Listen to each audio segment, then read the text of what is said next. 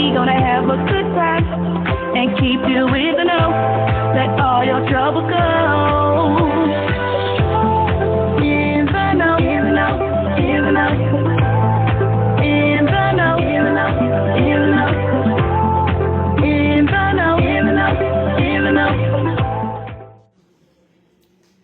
Hey, everybody!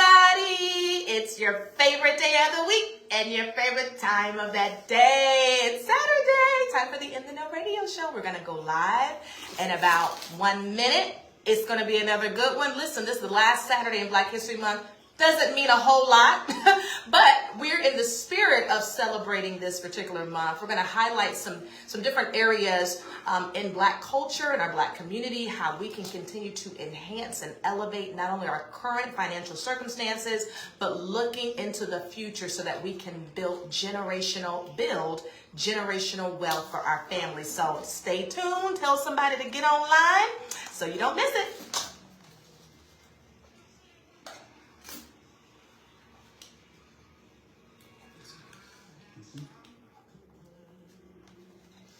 If you don't know the man in the building, shame on you. Richard Cuff in the flesh, y'all. Right here. All right. Let me share my thing.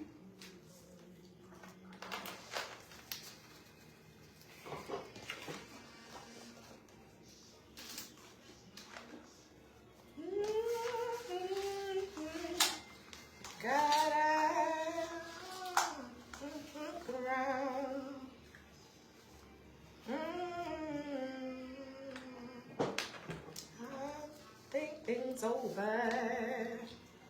Yes, Lord. Can I trade you? My days outweigh my without days.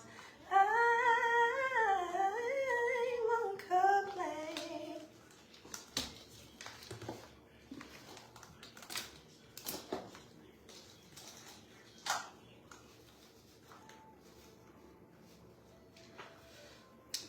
Hey.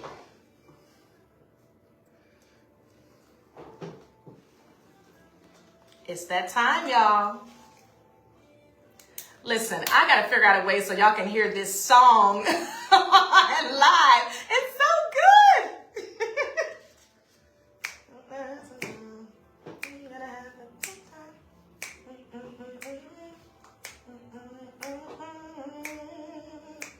Hey. In the know.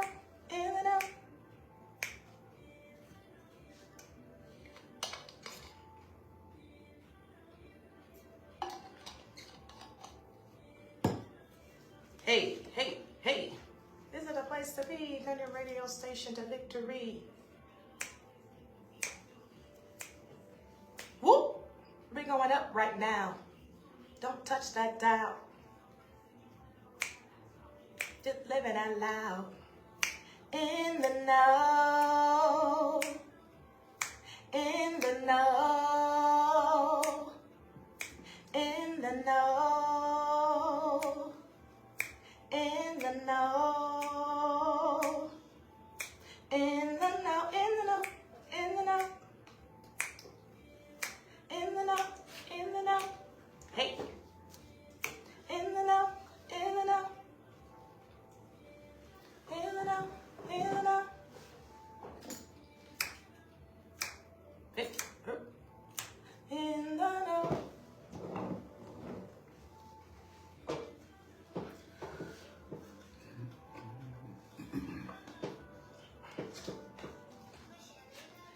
Michellita Taylor, that's me. You are tuned into the In the Know radio show right here on the Victory Station. Hello, everybody, and happy Saturday. Today is February 22nd. It is the last Saturday of Black History Month. And hey, it doesn't mean too much because we are Black History 365 days in the year. But with all of the festivities and all of the things that are happening in our city this week and for the rest of the week, listen, hopefully you are participating. Just a couple of things. If you're not sure what to do today, the weather looks pretty good as well. We have the Melanin Market that's taking place, Koji Fit Club is having a mixer at their club, their gym club today. And World of Nations is happening. A plethora of other things are taking place as well. So make sure you get out there and celebrate this incredible time of year. It's Black History Month. And listen, on today on the In the Know radio show, as you know, every Saturday, it is my goal to bring you a guest that's going to inform you, inspire you, and maybe even entertain you just a little bit. And today is no different than any other Saturday. I have an incredible guest in the studio. He's been somewhat of a mentor to me over the last couple of years. Yes. He's been an encourager to me. He's been pushing me forward into all different types of business ventures that I've gotten into, and I'm so thankful to have him today. Last minute too, guys. When I tell you God has given me favor with the people, favor. He will do it. I'm so grateful to have in the studio our guest today, Mr. Richard Cuff, who is a visionary entrepreneur, investor, and business strategist who is dedicated to financial literacy, economic empowerment, and community development.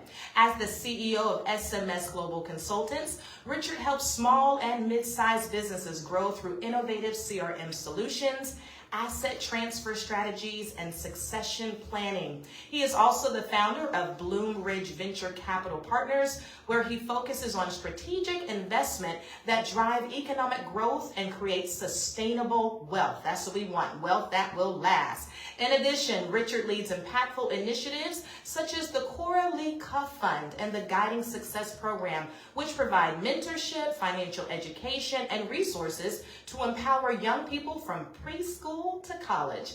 His commitment to generational wealth building extends to the development of the Quiet Honey Investment app, a platform designed to increase financial accessibility and group economics. A certified master greatness coach, Richard also developed the PS Factor, a framework that helps individuals build resilience, positive habits, and a winning mindset. His work blends entrepreneurship, education, and investment to create meaningful change in both business and community spaces. Ladies and gentlemen, clap it up, snap it up, wherever you are, give it up for the Richard Cuff.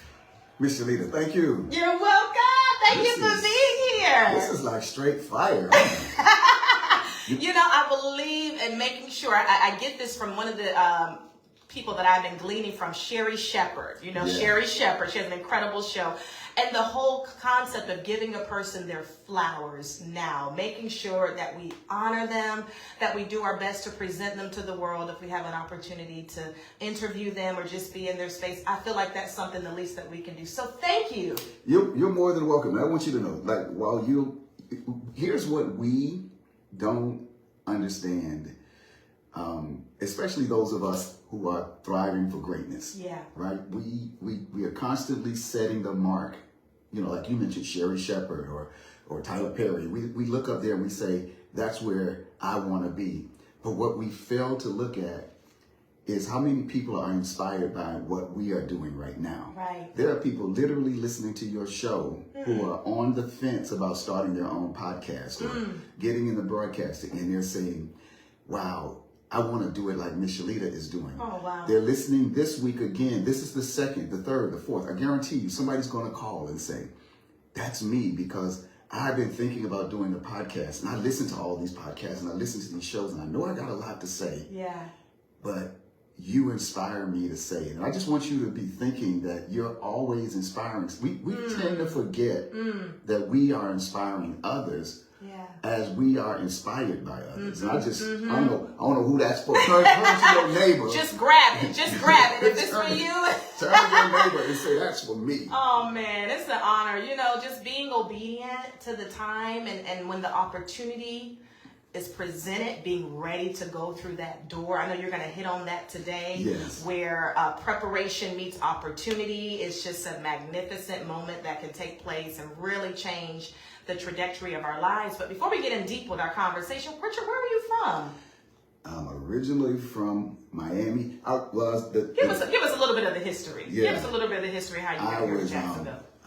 Well, first, there was the sperm that hit the wait a minute. Yeah, that's too far. That's Okay, too far. I'm That's sorry. too far. We know how you got here. Let's fast forward away from that. You got to give me a point of reference. Yes, that's a point of reference. Okay, Yes. no, I agree. I was born in I was actually born in Edison, Georgia. So, but if you look at my birth certificate, there's two addresses. One is Edison, Georgia, and the other one is Miami, Florida. Okay. So technically I'm a dual citizen. I'm Georgia and Florida. I was raised in Miami. My mom and dad lived in Miami, Liberty City, Sugar Hill. Shout out Miami Northwestern Senior High, Bulls for life. Okay. Bulls for life. Bulls for life, baby. You once a bull. You. Oh, by the way, condolences to Reigns, who got beat up real bad, whipped, stomped, crushed. Wait a minute. Going down there to Miami like they were going. But we love you, Vikings. We love you. You made it there. I love you. That was what matters. Yes, charge it to the head and not the heart. Okay, but yeah, I grew. The reason why I was born in Georgia was because it was cheaper. My mom. I was born by midwife, so it was cheaper to just go up there and be born there. And then I came back and was raised in Liberty City. I spent 30 years there with a 4-year break where I went into the Army. And then I came back and I did the. Thank you for your service. Well, thank you. My pleasure. My pleasure. I did. Came back and maybe for about till 1990, I was a producer. My goal was to be, back then it was Robert Townsend. Tyler Perry hadn't even come up yet, so I was the Miami version of Tyler Perry. Wow. And there's a good friend of mine named Alexis Snyder. She joined forces with me to bring Whitman. If I can just tell this story real quick. Yeah, real quick, yeah. I write music, so I've got this gift. My daughter has it, and for those of you who understand it, it's called what is it called? Synesthesia.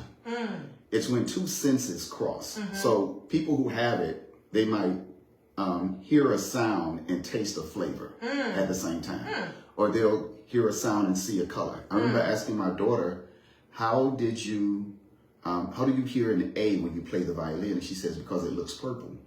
And that's when I realized she had it. And a lot of people have it and don't realize it. Yeah. So for me, I hear music and I see words. So every time I can hear a melody and I literally see the words, and I didn't realize that what it is, it's synesthesia. I hear a sound and can see something. So if you look it up, you guys will be amazed. You probably have it and don't realize you have it. But anyway, that gift of me being able to see things, I'm a writer, I'm a lyricist. Yeah. So I'm writing these songs, and I had a friend from our church over singing, and she said, I know Whitman Mayo. And I just out of the blue, who, the guy that played Grady on Sanford and Son. Yeah. And she says, and I got his phone number. Oh. And I was like, call him. I'm 28 years old, right? And I'm really deep into entrepreneurship because back in the day, that was what it was. There wasn't the internet, there wasn't anything. You just jumped out there and did it, right? So I'm the entrepreneur. She gets literally, Whitman Mayo was on the phone. I'm talking to Grady from Sanford and Son. Wow. Not even 2 minutes later. On the call, I booked him to come and speak at a dinner event. He said he couldn't do it for free. I said, we'll pay you the $2,500. We'll fly you in round trip. We have a hotel for you, and we already have the speaking thing set up for you, and we have your itinerary. And I gave him the date, and then I hung up the phone, and I told my friend, now we got to go do all of that. I literally have to follow through now. I made that up on the phone right then and there. Yeah. 3 months later, Whitman Mayo is in town. Wow. And all of the things fell into place. I'll shorten the story, but here's what I want to get to. We were in the limo, Alexis and I, and Whitman asked her, what do you want to do? She says, I've always wanted to be a talk show host like Oprah Winfrey. And then he asked me, what do you want to do? I said, well, I'm good at management, leadership, background. I'm very comfortable working behind the scenes. He says, you should be a producer. Why don't you produce her show? Wow. And we gave him every excuse. And back then, Miami in the 80s had 3 different race riots. So Miami, the way the nation is now, Miami was that back in the 80s. Okay. So we're like, they won't let us do it. They this, and Whitman stopped us. And he said, who is this they? Wow. And where does they live? And then he said the words that changed my life for the rest of my life. He said, listen, no revolution ever began with the masses. It's always 2 or 3 people who get together and decide to change things. I was just over 25 years old when he said that. I'm just over 65 now. And those words still resonate with me. I have never waited for an army to start a battle. I'll get my butt kicked. I'll get my butt kicked fighting an army before I wait for an army to help me fight. So I can definitely see where your foundation and innovation, entrepreneurship, and drive came for you being the entrepreneur that you are today. Absolutely. Started very, very early in your life. Well, yeah, I actually started my first business in elementary school, painting Hot Wheel cars for $0.25 using my mom's fingernail polish. Get out! Now that's innovation. I was making big Talking about using what you have or what someone else has. Did mom know? Did she notice that the paint bottle was getting a little bit lower? She caught me in the closet because I didn't. You fourth, fifth grade, right? Yes. You don't realize how much fingernail polish is smelling up the entire house. Correct. So I'm in my... There's no secrecy when it comes to nail polish. No discreetness at all. I'm in my closet with 4 different colors of nail polish because I got 4 orders to fill, right? So I'm trying to paint 4 cars. And I can imagine the closet is all smelled up with fingernail polish. Goodness. And my mom swings the closet door open and just sees me with her fingernail polish. And first she grabbed it and looked to see if I was painting. I heard her come in and I could put the cars behind my back, but I couldn't get those little polish, yes. those little wands that inside. little thing inside. Yes. And she caught me putting I busted. The brushes. And I told her that what I was doing. I'd probably be a multi-billion-dollar car painter right now, but I didn't tell her that I was painting cars. Mm-hmm. I just stopped. And I've learned in life how many times I've let people stop me from doing what God inspired me to do. Right. Now, yeah, I went about it the wrong way. You know, maybe I should have wrote a business plan and I should have done all that stuff. But when you live your life where you jump and then you build the airplane on the way to the ground, it's a different life. Sounds like inspiration to me. Well, thank you for saying that. Because sometimes inspiration doesn't have a blueprint. No. There's an energy that kind of is fueling what it is that you're working towards fulfilling. Even if you're not completely sure what the end of that fulfillment will be, just your act of moving forward in that direction allows for those different pieces of the puzzle or the people who are part of that to come alongside you. That's exactly right. Because what I'm going to do is share. And by the way, you know what? I got to do this let me do this for the Instagram. Put this over there. I want people to see who I'm talking to. Y'all don't know that I'm talking to the Michellita Taylor. Goodness. But tell us how you started your first business, because you have quite a few businesses and a foundation as well. I want people to know kind of what your main business is right now and how did that become? Yeah, my first business officially was actually a production company. And it was called Wonderful Productions, making wonderful things happen. And I came home from the Army and I went to church for Christmas. I got out in August, and so we had the Christmas play. And as they were practicing it, Sister Turner, God rest her soul, was rehearsing the children, and they were saying the exact same thing that I was saying when I said it at 6 and 7. I'm like, 20 years, almost 15, 20 years later, they're still doing the same thing. Same blueprint. And I said, God, I sat in the back of the church and started writing the idea for the Easter play. And then they allowed me to do it. It was a semi-successful, and I realized I had not invited enough members of the church. So when I wrote the Christmas play, which would have been my second play, I wrote more members into the play. By Easter, I wrote the even bigger play with music and everything, and I was ready to go to the 1001 seat theater, and just life started lifing. Yeah. But Wonderful Productions introduced me to a guy named, an attorney named Timothy Richards, as a part of a group called Volunteer Lawyer for the Arts. And it was Miami, Florida had a program, a nonprofit program, and he said to me, you should be nonprofit. And I said, no, but I want to make money. And he said, nonprofit don't mean no money. Right. And he said, as a nonprofit, you can pay yourself a salary. So he said, let's say your nonprofit makes $10 million. You pay yourself the salary of anybody that makes $10 million. So you pay yourself $1 million. I said, give me one of them nonprofits. Sign me up. Sign me up. So Wonderful Productions, but I wrote a business plan because I had started learning so much about business. Literally everything I learned, I would bring it back to the hood and share it with my friends. So I was writing business plans at 22, 23 years old for my friends who had car washes and janitorial services. And I wrote a business plan for my friend who sold vacuum cleaners to give to his dad. He didn't want to do it. And it was sitting on my dining room table when I walked past it. And it's like the light shined on it and God said, you do it. Wow. And that was the first time I started a business, even when I felt that my call in life was to help other people. And I still wrestle with that, right? Because I feel often that the gift that God has given me is to give to someone else. So it's hard. You know, it's like shoemakers have horrible shoes. Mechanics drive the raggedy cars because they're cool with that. My business may not be the best, but I'm really good at what I do. Richard, can you share what it means for wealth building in Black communities and how institutions like the Black church are positioned to prosper? Because you're talking about business plans, you're talking about clarity of mission. Yes. And sometimes I know people will bypass that step for the business plan and you know, the vision, making it plain because things are ever changing. So what are some things that we can do in the Black community to have more sustainable wealth building strategies? Nothing happens without awareness. A friend of mine said there are people who will walk past 14 dimes looking for $1.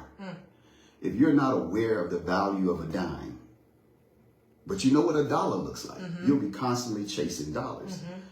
When you become aware of what's happening, the smaller pieces get bigger, they become more understandable. So the church has been focused on the dollar, and that dollar is getting to heaven. Okay. That dollar is living righteous. That dollar is, you know, that big, and I get it. We all don't want to end up burning for eternity, right? That I get that. But what the church has missed is the opportunity to be the educator in this new wave that's about to come. Starting in 2026, which is the beginning of the 80 years since the baby boom started. Baby boomers are now projected to die at a rate of 2,000 a day for the next 16 years. I see.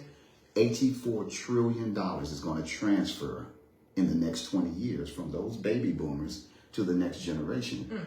What the church, the Black church, can do is prepare for that great wealth that's what it's called, the great wealth transfer. So if the Black church were to get into financial literacy, estate planning, helping grandma understand that you don't want to die and leave your house in probate to be argued over in the courts for 12 years, put your house in a family trust. If every Black family in the church were to literally incorporate their family as a trust, put the house, the cars, and everything in that trust, you could borrow against the asset and give the loan to the family member who is most likely to be able to pay it back. So let's just say 4 brothers take their family and put their houses, their cars, and everything in their trust, and you all manage it because it's yours. Now you go to the bank, and when one of your children want to buy a house, you borrow money against the trust, and therefore that child is paying that mortgage back into the trust. The interest is going into the trust. And then you get an insurance policy for each. My brother and I both are in our 60s. At some point, we're going to die. We both have insurance policies that will pay to the trust. So the trust then has more money to buy more insurance policies for the babies that are being born. That's how you create generational wealth. And it sounds like, too, and this is a little bit remnant of the conversation we had last week, but really normalizing planning for that type of future in a celebratory way, because it will alleviate the stress, the not knowing what's going to happen.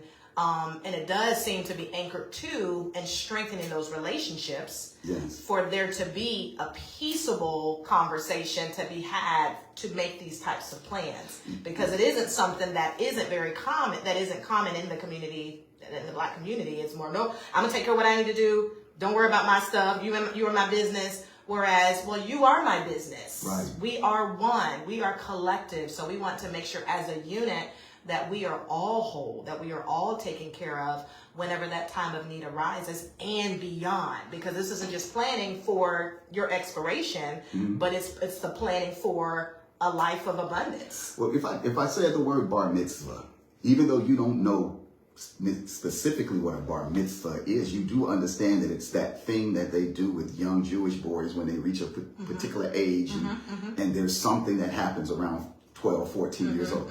But that's part of the Jewish culture. When we can get to the point to where a baby bond, for instance, instead of, if we love to have baby showers, right? And everybody comes to a baby shower with a gift that they bought from Target and Walmart and all those other places. What about come to the baby shower with a check of $1,500 to $3,000 to give to that mother, with the financial planner invited to the baby shower to talk about how they're going to start this trust fund, and then every one of those godparents become guardians of that trust for that baby. If we started doing that, just more, and every child that's born in our community is born into a trust, we won't need government handouts. We, in fact, will be the ones giving to the government because we don't have so much wealth. And I believe that the church is in the perfect position to begin to be the catalyst to start relaying that kind of financial information. And it would seem as well, before we go to a quick break, that everyone has something that they can contribite to that. Because a lot of us are just, people are trying to just make it from day to day. They want to make sure that the bills are paid, food is in the, refrigerator, gas is in the tank. So the needs of the everyday individual seems to be its primary focus, but we do neglect that there are still opportunities and ways for, even with the most minute amount of finances a person has, that they can contribute to these types of programs. I'll say this real quick. I said there are those who walk past 14 dimes looking for $1. But if you took $1 and doubled it every day for 30 days, just these little squares on the table, pick 30 squares, doubled it. By the time you get to square 30, $1 will become $536,870,912 in 30 days, doubling. So we're without excuse. It's just simply a lack of awareness. Yeah. So I always have my guests to give me 2 to 3 inspirational songs that really touch them, or songs that really help them to lift them up. Because especially as entrepreneurs, artists, just people, period, we need something to kind of fuel us whenever we're going through a lull. And so one of the songs, which is one of my favorites, I haven't heard this song in a while. This used to be one of my songs that I would lead a lot. Open My Heart by Yolanda Adams. Why is this one of your go-to songs? Oh, God. I didn't know. You told me to sing the song. I didn't tell you. But in 2025, I sold my company for $25 million. 2025 this year? No, in 2000. I'm sorry, 25 years ago. 2005. I sold my company for $25 million, and the tech bubble burst. Lost it all. And during that period, I was like, God, if you will just take me away from this and cause me, I want to just walk away. I don't want wealth. It's just going to cause me to lose my salary. And one day the house, we had like a 6,500 square foot house, a McMansion. But I felt like tying those barbells to my ankles and jumping into a swimming pool and just ending it all. And I said, God, if you allow me to walk away with my sanity, I'll walk away from everything. I don't want to lose you. And I had that song, and I still hear it. It was playing in the house, and I was sitting out near the pool, but it was on loop. Yeah. And it was just playing. I opened my heart, and and that every time I hear that song, it reminds me of that moment that I made the choice to walk away from wealth. That I don't even want it, God, if it's going to cause me to lose consciousness of you. So I open my heart to you, and hallelujah, won't he do it? Man. So enjoy this song, Open My Heart by Yolanda Adams. Alone in a room. Hey, everybody. Hey, Tam Tam. Listen, I have no idea who's commenting. It doesn't matter. We have Winston Jackson Sr. Hello. Stella Walton. Hello there. Hey, everybody. Listen, Hey, Jolene. Thank y'all so much for joining. Listen, you know what I want to do? I've got we're coming up on the 25th anniversary of our business alliance. Yeah. And I am launching a membership drive. Okay. It's $149 for the year. Okay. But we have a VIP membership, which is more than that. It's $1,600. I am going to, if anyone wants to join the Business Alliance today, and they got to have flexibility. One of the VIP offers that I have is a ticket to the Jacksonville Symphony concert tonight. So that'll go to anybody who joins if they I don't know if there's a number or something. Yeah, so what we'll do towards the end of the show, I'll say what you have coming up, and then people that have like a special promo code or a giveaway or something that they want to do, you can share it then. Okay. We can share it a little bit earlier so to give people some time, especially if it's you're giving away an event. It's for somebody, right? It's somebody that can put on their red dress and slap on their high heels and get out. Keep a red dress ready. Not everybody like Michellita. You got to be ready. Dress, heels, earrings, a bag. You just never know. A babysitter. Babysitter on speed dial. Okay. I don't know. I gotta get ready. You gotta stay ready. Not get ready. There you go. So when we come back on, we'll talk about the Cora Lee. I know. Yeah. I want to do a break and kind of let you know. We'll go into that. I realized so that I didn't even mention share. Miriam. Yeah, Cora Lee was my mom, and then Miriam's my wife, and all of that. So we could do both. Yeah. So I'll toss. You work with the Cora Lee Fund, Yeah, and I'll talk Guiding about all of it Success, together. and you can just kind of loop it in together. What I would love to do is towards the end, if we can just give like 3 hardcore nuggets. First, second, last. I got the and perfect. to the audience, to general audience. It doesn't have to be the pastors, because I love what you said about the church has a great opportunity to really initiate that financial literacy. But our church, is undergoing a lot of changes right now, so I don't want to talk too much in depth with that. Yeah.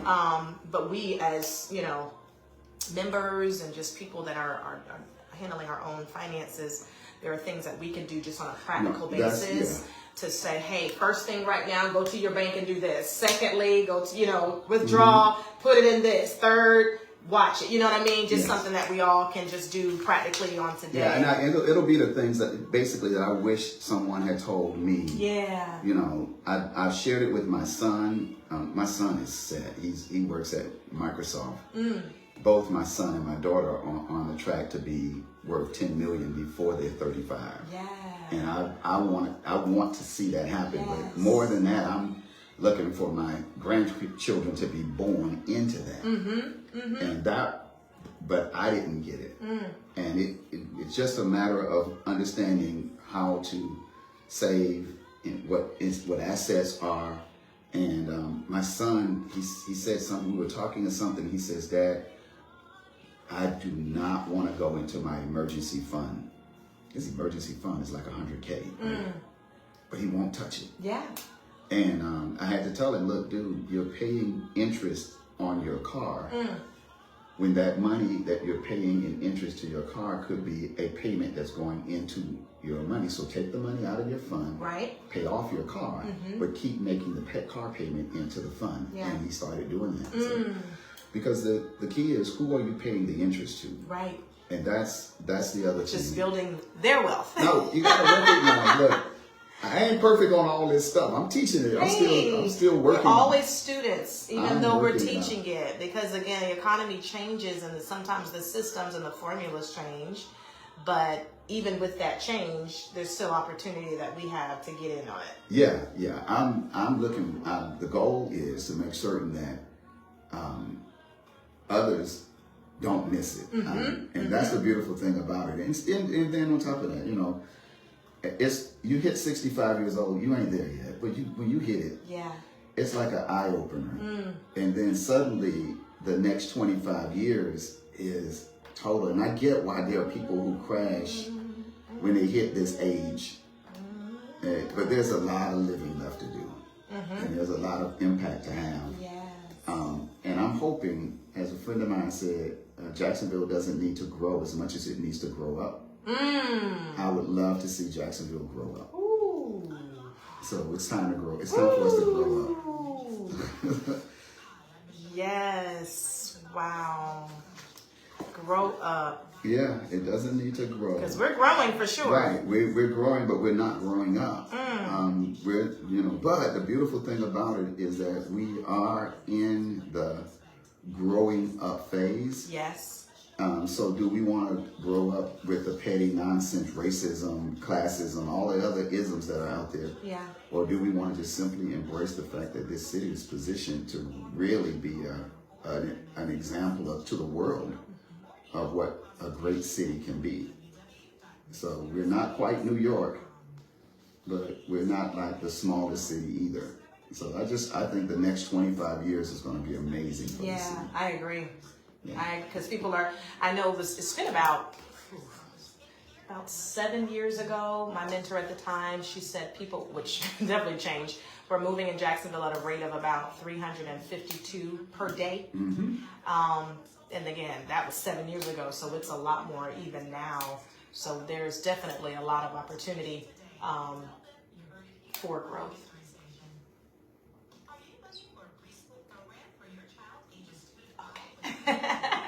All right, guys, we're going to be back in just a second. So again, we'll talk about Coral Leaf Cuff Fund. I'll let you talk about Miriam. And we'll couple in there again about Black business, how we can elevate Black business practices to maintain more consumer traffic because we want to support. Right. We want to support Black business. All right, and we are back with the In the Know radio show right here on the Victory Station. Thank you so much for tuning in. If you are just now tuning in, we have in the studio Mr. Richard Cuff, who is the financial guru. Those of you who may have been listening before, man, we've been getting so many boulders. I was going to say nuggets, but so many boulders of things that we can do to set ourselves up for financial wealth, not just for our community and our families now, but for generations to come. And so, Richard, during the break, I had to set him up because he has started quite a few foundations. And one of those foundations is the Coral Leaf Cuff Fund, which is a part of the Coral Leaf Cuff Fund and the Guiding Success Program. Ms. Cora is your mom. Yes. But there is another foundation that has been created in regards to your wife. Do you want to share that? Unfortunately, my wife Miriam passed away August 15th, 2021. And Miriam was my buddy. Yeah. I mean, I miss her. And we met on the set of a movie, like the last week in January, 1995. I was broke. I'm telling you, I lived in a one-room efficiency and drove a cab because I was on my way to getting my comedy career off the ground. But comedy wasn't paying steady, and this was before streaming and all that. So if you weren't on the road or on the stage, you weren't making any money. So there was no way that you could sell your product, stream your videos, and a lot of comedians are making money just from content. I had none of that. I had a yellow cab. And they kept calling me to come to the movie just to be an extra. I'm like, I don't want to be no extra. Call me when you got a speaking part. Call me when you got a speaking part. Oh, he's so humble, isn't he? Listen. Plus, I was Rico the Scorpio in 1907. So I had the chance to do that for you. Oh, he has some radio too, y'all. Yeah. So I had all of that going on, right? So I walk onto the set. I finally went because I said, if I don't go, they're going to stop calling me. And I walked, and Miriam had her back turned to me. When she turned around, I saw those eyes, and I said, oh, my God. That was it. You were locked in. You are so beautiful. I bet you are the star of the show. I'll pay you for your autograph. Yes. She said, you couldn't afford it. Ooh, come on here. Now, that's the line right there. I had to speak the truth. Look, baby, I just got $3. Just touch the pencil to the paper. That honesty goes far, too. It got me a whole wife. Okay. It got me for almost 30 years. And my. Peacefully, she passed away in 2021, but in 2010, she had a severe miscarriage and was in a coma for 7 days. Wow. And the doctors told me that there's basically nothing they could do, and they asked me if they wanted them to keep trying everything. And I said, the only thought that came to mind was, God, I don't know how to do Cora's hair. That was all I could think. She came out of that coma and couldn't write, so I wrote the letters on the paper, and she spelled out, "When are the library books due?" Wow. That was Miriam. Miriam was my backbone. She was my financial strength. She handled all the stuff behind the scenes and allowed me to do all the things in the front. So when she passed away, the way I describe it is like your life is like a flagpole, but you don't realize that it's 4 different parts. There's the flag, there's the rope, there's the pole itself, and then there's the foundation. Most of us live our lives on the tip of the flag, and we don't even know there's anything else. Okay. Then something happens. The rope gets cut, the flag comes loose, adversity hits us. We are aware, and then what we try to do is get back to the flagpole. True. Rather than saying, okay, God, what is this flagpole connected to? Where's the foundation? And if you can get to the foundation, you can find that, wait a minute, there are flagpoles all over the place. And then that's the question. That's what I had to wrestle with over the next 3 years. I was all over the place trying to find, where is my space? Yeah. I ended up on a mountain in Switzerland at the World Economic Forum, and God said to me, look around. What don't you see? And I didn't see us black folk.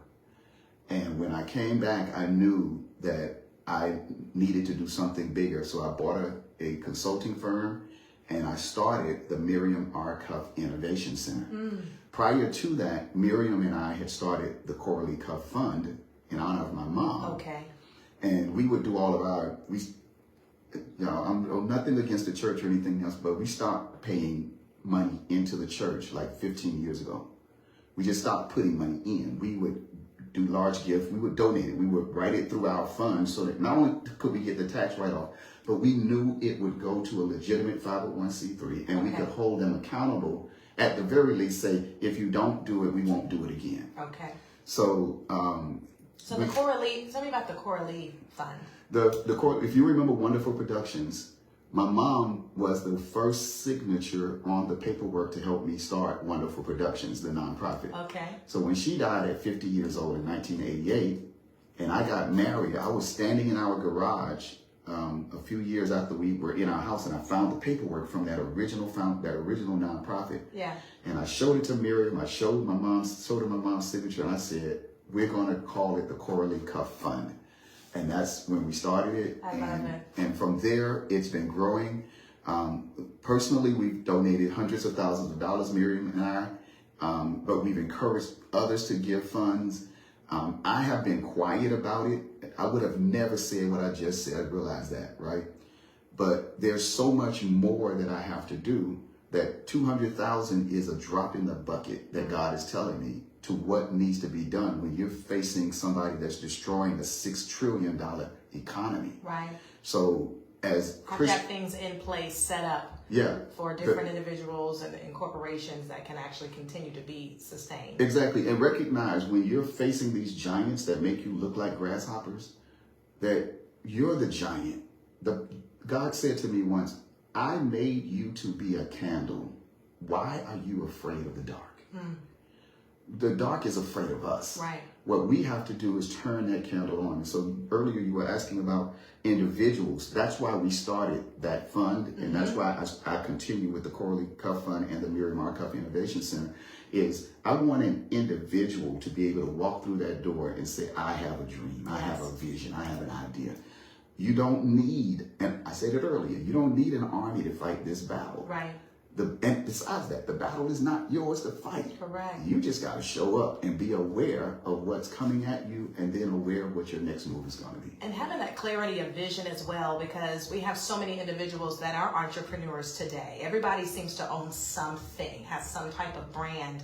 And, we as African Americans always are looking to support Black business. It's such a joy to be able to support Black business, whether it's from the food industry, clothing, or some type of service. And unfortunately, there are difficulties that sometimes arrive in continuing that type of support because of the level of the service or what may be produced. So what are some tips that you could give to Black business to maintain good consumer support and to create that sustainability that you're talking about for those who may at some point need some type of funding to continue on their mission and business? The first thing I would say to entrepreneurs is to take your eye off the business. The business and the money are the good. If the Bible says goodness and mercy shall follow me, then money and business follow That's goodness. the byproduct. The money and business follow that. Right. Right. So I first want goodness and mercy. And if you want goodness and mercy, you should be putting out goodness and mercy. That's good. So if your product is you slapping that burger together and you serving it, and if it don't look like goodness and mercy, Yes. why would you expect goodness and mercy is not going to follow you? Neither is money, Right. wealth, and success. That's so good.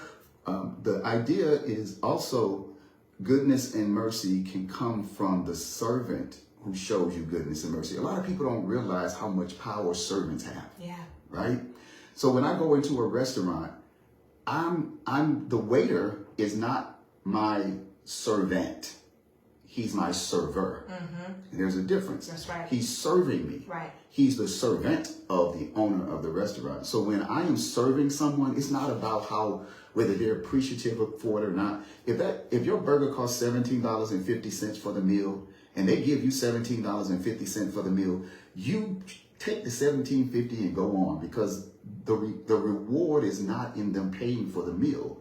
The reward is in you were obedient to your master, God, who made you the servant, gave you all the resources. He gave you those resources to start that business, that mind, that God is the source, you are the resource. Right.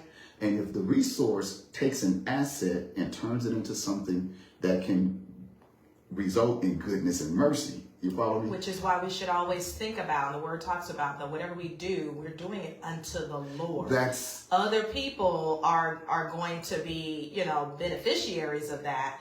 But the ultimate person that we should be seeking to please, and we will see the fruit of him being pleased with us, Yes. is him in all that we do. And even checking, I feel like sometimes we need to do those check-ins, because it sounds like you've been through a lot of different vocations in your life, which is so wonderful to have those different experiences and to have even the boldness to change and to shift out of one job or one place to the next, because either that season is up or God is calling you to expand your reach into something as opposed to just staying there. Yeah. I feel like a lot of people stay places a little too long, and we feel it. So go get another job, please. Don't go do something else that'll make you smile. I wish I could sit here and tell everybody that every time I made a decision to move to a different career, it was because I made the decision. I worked in radio for a minute, and I remember driving up I-95 just before the Dunn Avenue exit, and I turned on the radio, and it was playing a totally different style of music. Okay. It was no longer an R&B style. That's how I found out I lost my job. Wow. See, I was president of a limo service. We were official limo service of the Jacksonville Jaguars, well on our way of making $1 million in our first year. And I was terminated because one of the people that I thought was my counterpart, my cohort, my business side, looked me straight in the face, Karen, started crying and yelled, "Why would you say that to me?" And ran out the building, and everybody ran past her as if I said nothing, but Right. she staged it. 6 months later, 1 week after my wife told me she was pregnant, I lost that job. Wow. I'm telling you, I wish I could say every time I made a transition, it was a choice. Right. The biggest transition that I've ever had to make was after Miriam's death. And Lord knows I did not choose to give up that beautiful moment. Absolutely. But what I found out was there's a process. Right. And I now teach that process. If I can share my website real quick. The website is Get Ready for Greatness. If you go to that website, scroll down, you'll see two products. One is an introductory course for $1,649. And then the other one is the playbook for $49. Anybody who orders that book, that playbook for $49 will receive access to that course. And that's right? getreadyforgreatness.com. Getreadyforgreatness.com. Okay. but I'm also using it as we're driving up the membership because that's how we pay for these services. That's how, and shout out to my good friend Andy Bruck. He's my brother from another mother. What's up, Andy? What's up, Andy? Andy is a violinist with the Jacksonville Symphony, and he's the reason, as a member of our business alliance, he's my connection to get these tickets, and I've got tickets tonight to the Jacksonville Symphony. Okay. So if sounds like an opportunity, listeners. Tune in. Here we go. So, all right, you ready? We're ready. Let's do it now. Well, this is a great setup. I was going to say, okay, so here's the key. Go to getreadyforgreatness.com. You're going to, if you purchase the $49, it'll have to be to the first person that does it. But if you can go purchase it, there's a way to email me. Just email me at getreadyforgreatness.com and just tell me that you're ready to join. Just say ready to join. And it's $149 to join the Business Alliance, but you can do that $100 later. And this alliance is going to be kind of like a business incubator, right? That's for individuals that are looking to increase their wealth. Exactly. Once you come to the Miriam Markoff Innovation Center, then you can find out about all the other things. And that information is on the website too. Exactly. They can read about what they're signing up for. On the website, yeah.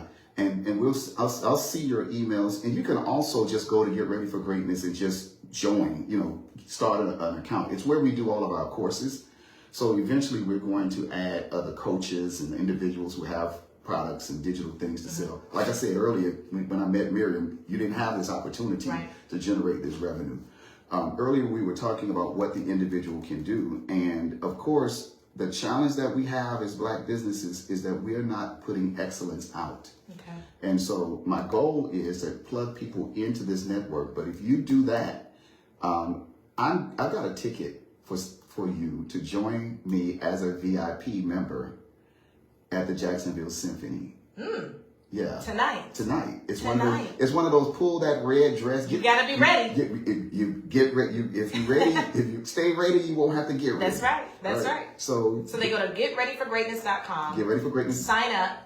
Just get that. You don't have to pay the $1,600. It'll trigger an email to you. It'll trigger an email to me. He will communicate with you. Yep. Give you the ticket. Yep. And you'll be going out tonight. That first one. And if you don't, I'll if you don't, I only got one ticket, but I'll do something for everybody else. Okay. Maybe even give you access to the course. So anybody who doesn't, I'll do that. If you don't get if you pay $49 and you don't get the ticket, I'll give you access to the course. Just because. I love that. All right, so just because you're listening to the In the Know radio show, make sure you tell them as well that you heard about this on the In the Know radio show, and that you are going to be signing up at getreadyforgreatness.com. That's exactly it. And I wasn't really planning on doing it, but this is so inspiring. This is what this show is about. It is. We're about inspiration. We're about entertainment and informing our people that are listening on this show. So we have one more. We're going to play just a little bit because we're almost out of time of your last song, Kirk Franklin, Love Theory. I drove up just in that journey. Little bit of that song. Tell us why this is another one of your go-tos. Because just the bass line, but there's a line that he sang today. Yes. And then that part where he won't do what other superheroes do, that kind of thing. And then that line that says, I don't want to love nobody but you. But you. That's mine. Nothing like loving God. Yeah. Enjoy just a little bit of this by Kirk Franklin, Love Theory. Yes. So we'll go back in because 149 means 7 minutes. Okay. No worries. So we'll go back in and put in your hey coffee, precious. You know, we saying people by their name. Hey, Carl. Thank you so much for tuning in. Hey, people. Hey, Miss Tracy. Hey, Jerica. Love you, sis. I love you. I miss you so much. And to all of Richard's friends, hi, guys. Hopefully you have been getting some great nuggets today on how you can get plugged in with Richard Cuff and his incubator. What do you call it? What's the right name for it? I think I've been coming up with different names of it. No. Well, the center is the Miriam Markoff Innovation Center. Okay, the Innovation Center. And so at the Innovation Center, then you get access to all the resources. But Get Ready for Greatness is the program. You get there through the website, getreadyforgreatness.com. You are not obligated to purchase anything. You can literally sign up, and then because it's designed to reach you where you are. ultimately, and I can come back and talk later about how we do equity-based crowdfunding, but the idea is to help an individual raise as much money as they need to take their business to the next level. Yeah. So we just got to get, bigger. Like I said, though there are things that make you feel small, but those people that are out there seemingly doing big things, you'd be surprised how small they really think in their minds. Yeah. They just hope you don't ever realize how small they are thinking. Yeah, they're taking that risk. Yeah. But two, probably surrounding themselves with the right individuals who are helping them to continue to build. Exactly. As well. Exactly. And that's really what's key. That's what I had to learn. I had to learn, I remember while that's playing, my Gmail password locked me out, and I kept trying, and then Google sends me this message: you're locked out for 48 hours. I couldn't get to Gmail, I couldn't get to Maps, I couldn't get to YouTube, I couldn't get on anything that was associated with Google.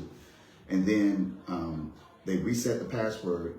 I tried to go in, and it kept locking me out. And then when I finally deleted the app and reinstalled it, hoping that I wouldn't lose everything, it came back up, and God said, God said, I gave you a new password, and you're trying to use it to access the old account.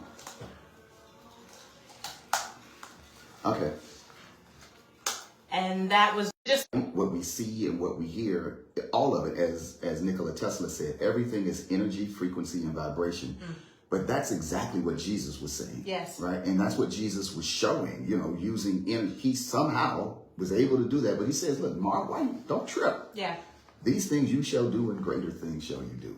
Richard, can you give us 3 nuggets, 3 steps that you would recommend that a person who wants to get their financial future under control, even if they're a business owner or even a student, what are 3 practical things they can do today, or to start today, to get their finances under control? It's going to be the first 3 that you will find in the playbook that I mentioned earlier on the GetReadyForGreatness.com site. The first thing is visualization. Have a very clear vision. The Bible says write down the vision and make it plain. And most people make the mistake that they'll create a vision board so that they can see it. But the Bible doesn't say write down the vision, make it plain so that you can read it. It says write it down so that those that read it, and those that read it are the ones that you need to energize. Come on here. That shifts everything. Because people be writing for themselves, if the venture capitalist says, "Tell me about what you have going on," it don't move the needle. Doesn't resonate. It doesn't move the needle. The second thing is to understand that now you need to convert it to a thought process, and that's where the second step is to have the right consultants. But you need people who can consult you where you are, and I want you to write this down: Chloe, CLOIP. This is the 5 stages of a wealth mindset. So if you have a consumer mindset, you're not going to be able to understand how to do anything but to consume. Laborer, L, is I'll go to work to get it. I need a car, so I need a raise at my job. Everything is focused on your job. Or O, for the owner, I need a business. I need to increase my business. If you can break away from consumer, laborer, and owner and think these last 2, I and P, investor, and then philanthropist. Okay. If you have a mindset of an investor, even if you're investing $1, it's a different mindset than spending $1, consuming $1, working for $1. Change your mindset to I am an investor, even if I'm only investing $1, so that I can get to a philanthropist. And a philanthropist is not a donor. A donor can donate his heart after his accident. He's dead, but he donate. You can be dead and donate. Right. The philanthropist is the one that takes that thing and does something with it out of love. That's why the root word for philanthropy is phila, the Greek word for love, brotherly love. So he who does good with that which is given. Yeah, number 3. Number 3 is advisors or planning. Surround yourself with people who can help you write that plan now. After the investors have given you the money or have pledged the money, write down a plan to implement, and that everything else falls after implementation. Now you're ready to jump off the cliff. I wish I had known those 3 things before I jumped over all those ledges. I jumped off a lot of ledges and learned that on the way. I learned that on the way to the ground. We are grateful that you were able to survive the jump off of the ledges. Yes. You were able to survive all of those walls that you had to face in order to give us all of this incredible information that's going to help us to be more financially literate and to be able to build that wealth for our families. But thank you so much, Richard, for coming on the show. And real quick, can I give my number? Real quick, tell us how we can keep 904-329-7240. That's the number to the office, 904-329-7240. And get ready for greatness. GetReadyForGreatness.com. I hope one of y'all get that ticket to the symphony. Yes, and enjoy and tell us about it. Yeah. We want to know how that event was. Well, we thank you so much for tuning in to the In the Know radio show right here on the best radio station. That is the Victory Station, AM 1360, FM 94.7. Listen, it is my goal to bring you some people that will come into the show to inspire you, to inform you, and to entertain you. And hopefully that is exactly what we did. Make sure you keep up with me. I'm on Facebook. I'm on Instagram. That's Michellita Taylor, Michellita. I do that so fast. Or you can go to my website at www.taylormadevoices.com. Hey, have an incredible Saturday. Go ahead and get involved in some of those events that are taking place. Again, we have the Melanin Market that's happening, Koji Fit Club, Mixer in conjunction with Think Bold and World of Nations, in addition to so many other things. Have an incredible Saturday, and we'll see you next week. Peace.